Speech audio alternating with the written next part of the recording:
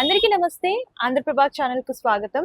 So మనతో పాటు ప్రముఖ ఆధ్యాత్మికవేత్త, అలాగే కవయిత్రి, సామాజికవేత్త, విశ్వ నియమాల్ని విశ్వవ్యాప్తం చేస్తున్నటువంటి డాక్టర్ నిర్మలమ్మ గారు మనతో పాటు ఉన్నారు. నమస్తే అమ్మ. నమస్తే అమ్మ, తల్లి పాత్ర చాలా ఇంపార్టెంట్. అంటే తల్లిని చూసి పిల్లలు నేర్చుకుంటూ ఉంటారు. కానీ ఈ డిజిటల్ యుగంలో కనుక చూసుకున్నట్లయితే చాలా మంది పిల్లల్ని చూస్తున్నాం తల్లిదండ్రుల పైన రివర్స్ అవ్వడం, ఇట్లా సో చెప్పిన మాట వినకపోవడం, సో హైపర్ యాక్టివ్ అయిపోతున్నారు పిల్లలు. సో ఈ జనరేషన్ లో అసలు తల్లి పిల్లల్ని ఎలా పెంచాలి? ఇప్పుడు నా విశ్వ నియమాలను అనుసరించి ఇవాళ జరుగుతున్నటువంటి సామాజికంగా ఇవాళ పిల్లల వ్యవహారం ఎలా జరుగుతుందంటే దానికి కారణాలను అన్వేషిద్దాం. ఈ విశ్వ నియమాలలో ఏంటి?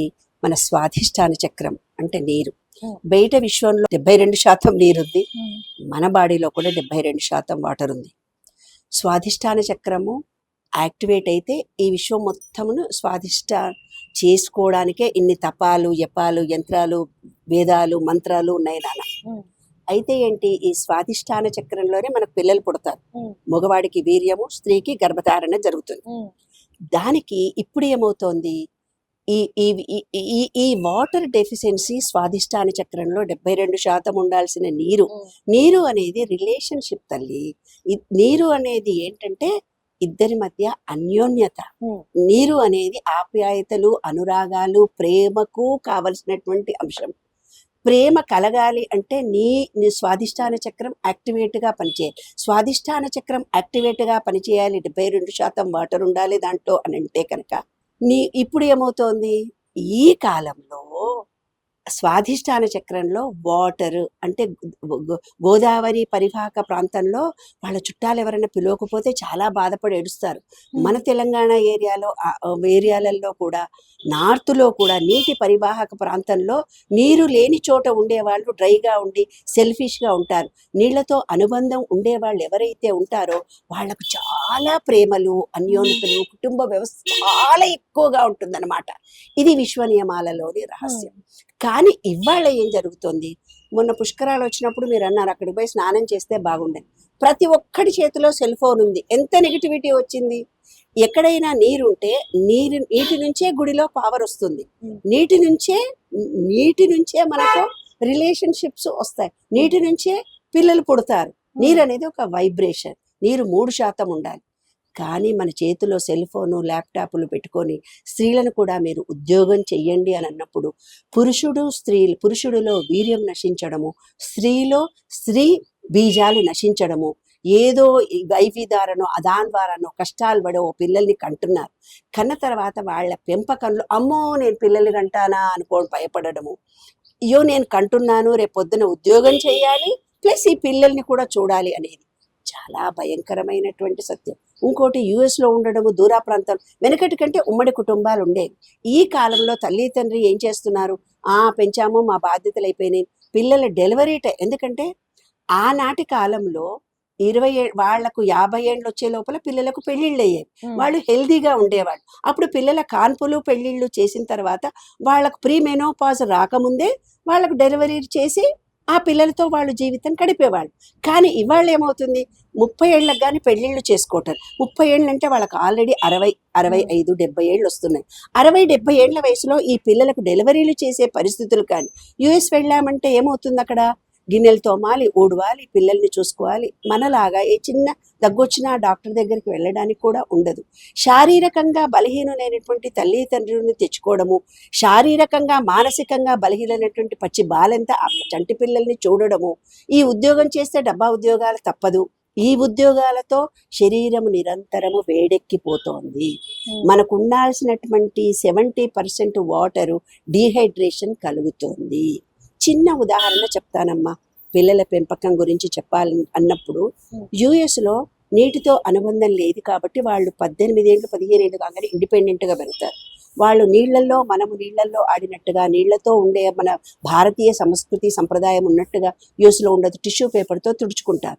వాళ్ళు 60 ఏళ్ళు 70 ఏళ్ళ ముసలోళ్ళు కూడా ఇండిపెండెంట్ గా బతుకు. వాళ్ళకి అన్యోన్యత ప్రేమ లేనే లేదు నాన్న. అంటే నీటితోటే అనుబంధం ఉంది. మరి అలాంటప్పుడు మన శరీరంలో నీరు ఖర్చు అయిపోయినటువంటి మనము యూఎస్లో పిల్లలు చచ్చిపోతున్నాయి, వాళ్ళ రావటం లేదు, తల్లిదండ్రిని చూడటం లేదంటే ఆ నీటితో అనుబంధం తగ్గిపోయింది. బాడీలో ఉండే డీహైడ్రేషన్ జరుగుతోంది. మన స్వాధిష్టాన చక్రంలో కనుక నీరు కరెక్ట్గా ఉంటే వాళ్లకు నిజంగా ప్రేమలు. ఈ ల్యాప్టాప్లు, ఈ వాతావరణ పరిస్థితులు, మన సెల్ ఫోన్లో 24 hours చేతిలో ఉండడం మూలంగా ఏ తల్లి తండ్రి పిల్లల మీద అటెన్షన్ ఇవ్వలేకపోతున్నారు. వీళ్ళు నా వాళ్ళు అనే ఫీలింగ్ వాళ్ళకు కలగటం లేదు. కాబట్టి పిల్లల బాధ్యత ఏమిటిది? ఒక సెల్ ఫోన్ ఇచ్చేసి ఓపిక నశించిపోతుంది. వాళ్ళు రాత్రులు వీళ్ళంతా ఉద్యోగాలు చేసి మానసికంగా టయర్డ్ అయి ఉంటారు. పిల్లలు రాత్రిపూట లేచి ఏడుస్తూ పోతుంటే ఓదార్చడానికి భార్యను భర్త, భర్తను భార్య తిడతారు. చంటి పిల్లలు, నెలల పిల్లల్ని పట్టపట్ట కొట్టడం చూశాను. నా మనసు ద్రవించిపోయింది. అరే, చంటి పిల్లలను కూడా వీళ్ళు కొడుతున్నారే, చంటి పిల్లలను కూడా గిచ్చి కొట్టి అన్నం పెడుతున్నారు. వాళ్ళు అన్నం మాత్రమే తినటం లేదు. పిల్లలు ఎందుకు తినటం లేదు? తల్లి తండ్రి అన్నం తినే టైంలోనే వాళ్ళ మీద అటెన్షన్ ఇస్తున్నారు. ఆ పిల్లలు ఆ రోజంతా ఆ చంటి పిల్ల ప్రేమ కోసము తప్పించిపోతుంది. బిడ్డ భూమి మీదకి వచ్చిన తర్వాత స్పర్శ కావాలి దానికి. ఈ విశ్వంలో ఉండేటువంటి స్పర్శ కావాలి, ప్రేమ కావాలి, అటాచ్మెంట్ కావాలి. మా అప్పుడు ఏం చేసేవాళ్ళం తెలిసినా నాన్న? అమ్మమ్మలము పాత చీర ఇచ్చి మనమరాలకి ఇచ్చి ఆ చీరలో చుట్టి పడుకోబెడితే అమ్మమ్మ ఒళ్ళో పడుకున్న ఫీలింగ్ కలిగేది వాళ్ళకి, బిడ్డలకి. మా అమ్మమ్మతో ఉన్నానన్న ఫీలింగ్ కలిగేది. ఇవాళ ఆ రెడీమేడ్గా కొనుక్కొచ్చిన బట్టల్లో పిల్లల్ని పడేస్తే ఆ పిల్లలు ప్రేమ కోసం తప్పించిపోతున్నారు నాన్న. వాళ్ళల్లో బిహేవియర్ ప్రాబ్లమ్స్ వచ్చి తల్లి తండ్రి తినడానికి వచ్చినప్పుడు రిజెక్ట్ మెంటాలిటీ చూపించి అన్నం తినటం లేదు. తల్లి అన్నం అయితే తినటం లేక సతాయిస్తున్నారని యుఎస్లో మొత్తం పిల్లలు, ఇండియాలో ఉండే తల్లి తండ్రి వేల సంఖ్యలో నా దగ్గరకు వచ్చి కాల్స్ చేస్తున్నారు. మా పిల్లలు మా మాట వినటం లేదు. పుట్టినప్పటి నుంచి స్పర్శ కావాలి, ప్రేమ కావాలి. తల్లి ఎప్పుడైతే అన్నీ తల్లే చూడాలి అని మీరు అంటున్నారు తల్లి, ఆ తల్లి బాలెంత, తనకు డీహైడ్రేషన్ కలిగింది, తన హార్మోనల్ ఇంబ్యాలెన్స్తో ఉంది. పురుషుడు ఎక్కువ టైం తనతో గడపటం లేదు. అతనికి కూడా స్త్రీ కావాలన్న తపన తగ్గిపోయింది. ఈ పసిబిడ్డ భవిష్యత్తు ఎలా ఉంటుంది? ఆ ల్యాప్టాప్, ఆ సెల్ ఫోన్లు వాళ్ళ మొహాన కొట్టి అవి చూస్తూ తినండిరా అంటే అవి చూస్తూ ఏం తింటున్నారో తెలియదు. మనం ఆహారం ప్లేట్లో పెట్టుకున్నప్పుడు మన పంచభూతాలు మన శరీరంలో ఉండే, ఇది అగ్ని, ఇది గాలి, ఇది నీరు, ఇది భూమి, ఇది ఆకాశం. ఆ చేతులు మనం కలిపి మన నోట్లో పెట్టుకున్నప్పుడు పంచభూతాల తత్వం మన బిడ్డల నోట్లో అన్నం పెడుతున్నప్పుడు పంచభూతాల తత్వము బిడ్డలకు వెళ్తూ పోతుందమ్మా. బిడ్డలకి సూర్యుని చూపించటం లేదు, నీళ్ళల్లో ఆడించటం లేదు, కాళ్ళకు చెప్పులు లేకుండా భూమి తగలటం లేదు, గాలి స్వచ్ఛమైనది లేకుండా ఏసీలో ఎల్కేజీలోనంట పిల్లలకు 2.5 సంవత్సరాలకు 1,00,000 రూపాయల ఫీజు. ఎందుకయ్యా బాబు అంటే ఏసీలో మీ పిల్లల్ని పట్టుకోబెట్టి చూపిస్తున్నాం. ఆ ఆకాశాన్ని చూడటం లేదు, మట్టి తగలటం లేదు. భవిష్యత్తు తరాలలో ఏం జరగబోతోందో తెలియదు. ఈ విశ్వ నియమాలను ప్రచారం చేస్తున్నని నేను ఎందుకే రోజు మీ పిల్లల కాళ్ళు మట్టిలో తడపండి. మేము సెరబుల్ పాలసీ పిల్లలు వచ్చి కాళ్ళు 2 లేకపోతే భూమిలో మట్టి తవ్వి నాన్న మట్టిలో ఉంచినప్పుడు ఆ మట్టి తత్వం ద్వారా నడక నేర్పించాం బంగారు తల్లి. మేము అసలు మట్టితో అనుబంధం లేకపోతేనే జుట్టు ఊడిపోతుంది, వాళ్ళ బొక్కలు అరిగిపోతున్నాయి, వాళ్ళ బ్యాలెన్స్డ్ మైండ్ ఉండటం లేదు, వాళ్ళ నీటి తత్వం మనలో ఉండటం లేదు, రిలేషన్షిప్ ఉండటం లేదు, మనలో ఉన్నటువంటి నాలెడ్జ్ పెరగటం లేదు. తర్వాత సూర్యకిరణాలు మన శరీరానికి తగలటం లేదు, దానివల్ల డి తయారు కావటం లేదు. మీకు అందరికీ తెలుసు, మినరల్స్ విటమిన్స్ ఏం తయారు కావాలంటే డి కావాలి. ఎన్నడన్నా సూర్యకిరణాల్లో పిల్లలను ఆడించండి, మీరు 10 నిమిషాలు ఉండండి. తర్వాత గాలి, ఏసీ రూముల్లో ఉంటాము కానీ, గాలి ఫ్యాన్లు వేసుకుంటాము కానీ, పచ్చని ప్రదేశంలో వెళ్ళి అనాహత చక్రం యాక్టివేట్ కావాలంటే ఒక ప్రేమ కృతజ్ఞతాభావం పిల్లలలో పెరగాలి. ఆ రిలేషన్షిప్ మెంటాలిటీ పెరగాలంటే గ్రీనరీలో పిల్లలు ఉంచాలి. ఆ ప్రకృతిలో మీ పిల్లలను నడిపినట్టే పిల్లలు మిమ్మల్ని ప్రేమిస్తారు. మీరు వాళ్ళ మీద కృతజ్ఞతతో ఉంటారు, వాళ్ళు మీకు కృతజ్ఞతతో ఉంటారు. ఈ విశుద్ధి చక్రం అనేది ఆకాశము, శివుడికి నీలిరంగులో చూపించారు. అది శబ్దము.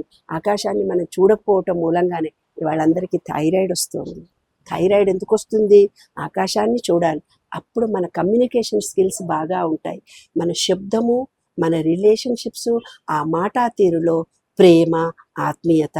మీరందరూ బిజినెస్ వాళ్ళందరూ దాని గురించి ఎన్నో ట్రైనింగ్లు ఇస్తుంటారు, ఇలా మాట్లాడాలి, డిగ్నిటీగా కూర్చో. అది రావాలి అంటే ఆకాశాన్ని చూడాలి.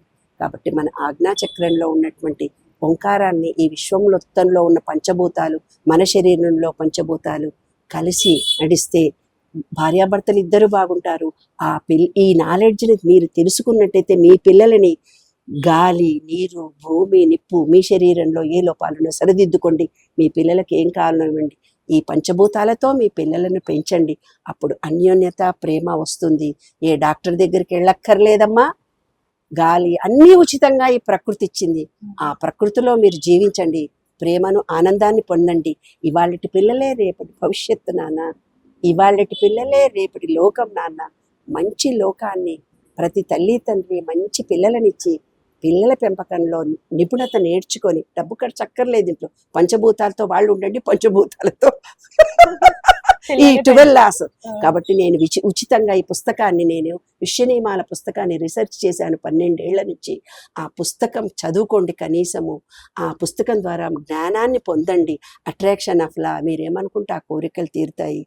ప్రతి వాళ్ళు దుఃఖంతో ఉండకండి, బాధలతో ఉండకండి. ఏదో కావాలన్న కోరిక ఈజీ. ఈ విశ్వనియమాల్లో 12 సూత్రాలను మనం తెలుసుకుంటే, ఈ అవకాశం ఇచ్చిన ఆంధ్రప్రభ ఛానల్ వాళ్ళకి, ప్రభా ఛానల్ వాళ్ళకి కృతజ్ఞతలు తెలియజేస్తున్నాను.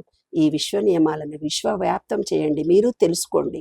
చూసిన ప్రతి ఒక్కళ్ళు ఇంకో 10 మందికి చెప్పండి. చాలా సులభమైనటువంటి అంశం. ఆరోగ్యంగా ఉండండి, ఆనందంగా ఉండండి. రేపటి గొప్ప జనరేషన్ను మనం తెచ్చి ఆ పిల్లలనే వాళ్ళ ప్రేమను ఆనందంగా పొందుదాము. హ్యాపీగా జీవితం గడుపుదాం. Thank you. థ్యాంక్ యూ అమ్మా, థ్యాంక్ యూ.